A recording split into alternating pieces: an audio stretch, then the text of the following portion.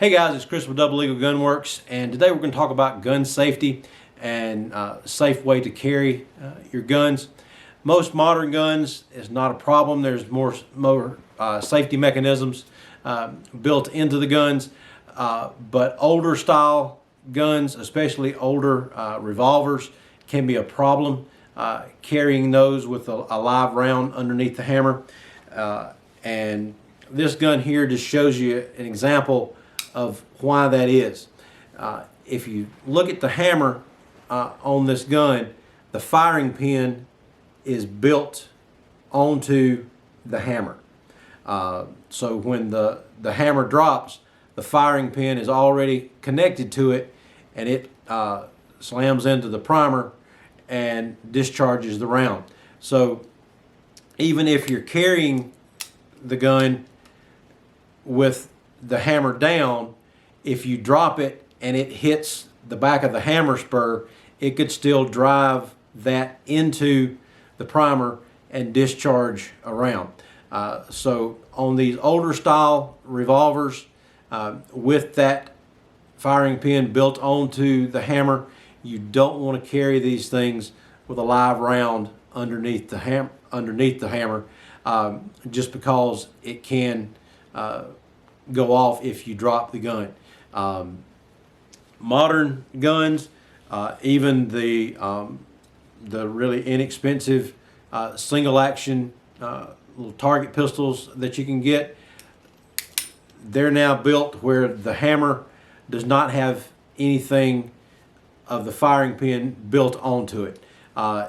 There's also a safety block built into the system here, so when the hammer is back, unless the trigger is pulled, there's a physical block in the way of the hammer being able to strike the firing pin and discharge the gun.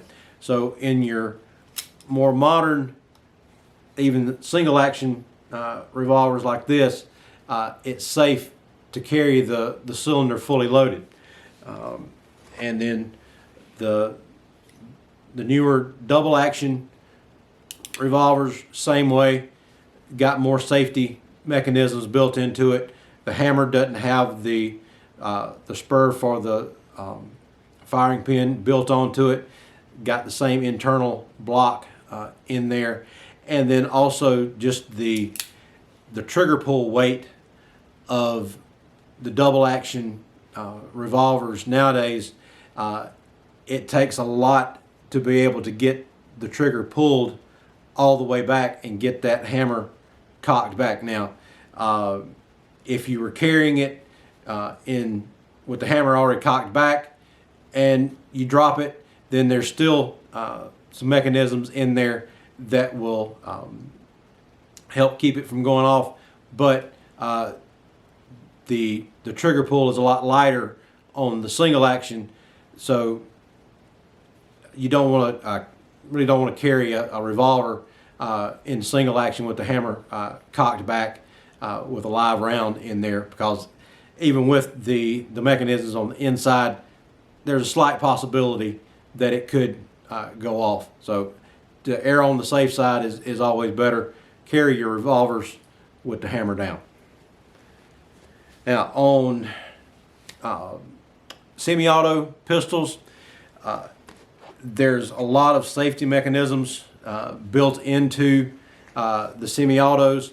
Now this one does not have it, but a lot of semi-autos have a grip safety on it, where you like your 1911 style pistols have a grip safety on the back of the back strap here, so that you have to compress that for the trigger to be able to pull. But there's also disconnects in the slide that will keep the gun from going off if it's dropped as well.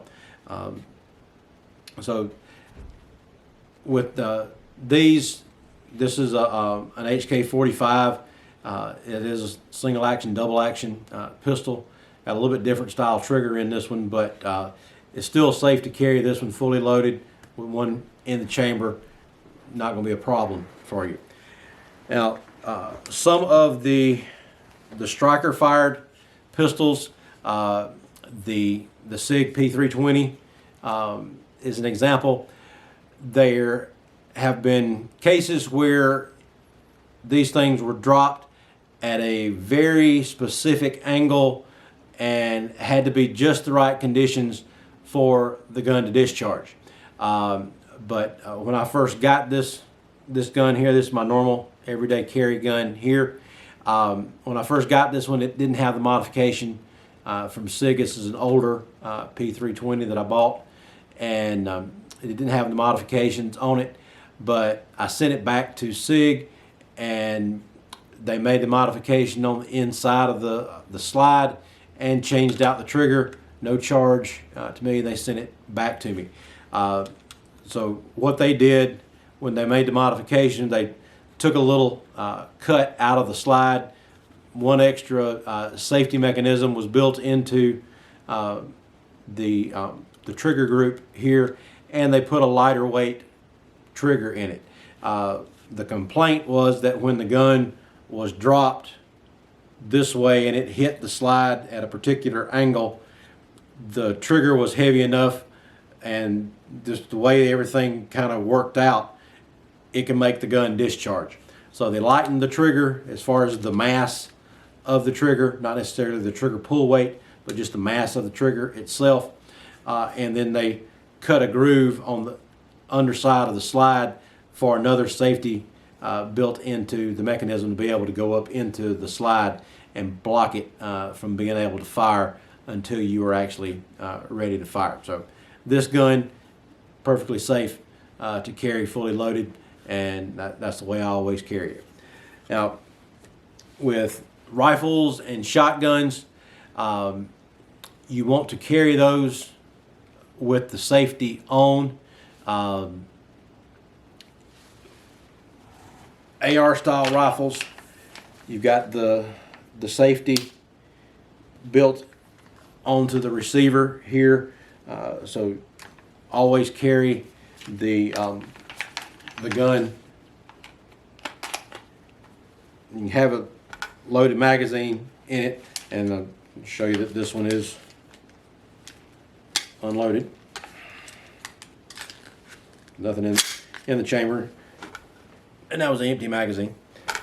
But when you're carrying these, just carry them with the safety on,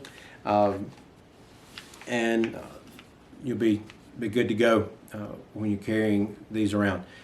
Shotguns, rifles, same type of thing. Just make sure the safeties are engaged so that when you're going through the woods, or if you have to go over something, always sit the rifle down if possible, and if you have to go over something, and then pick it back up rather than trying to keep it slung across your back, especially if for some reason you didn't have a safety, or if the gun is an older one and it doesn't have a safety on it, then be very careful when you're going across stuff, and don't have the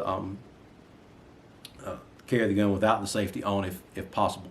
If it's got one on it, always have that safety engaged.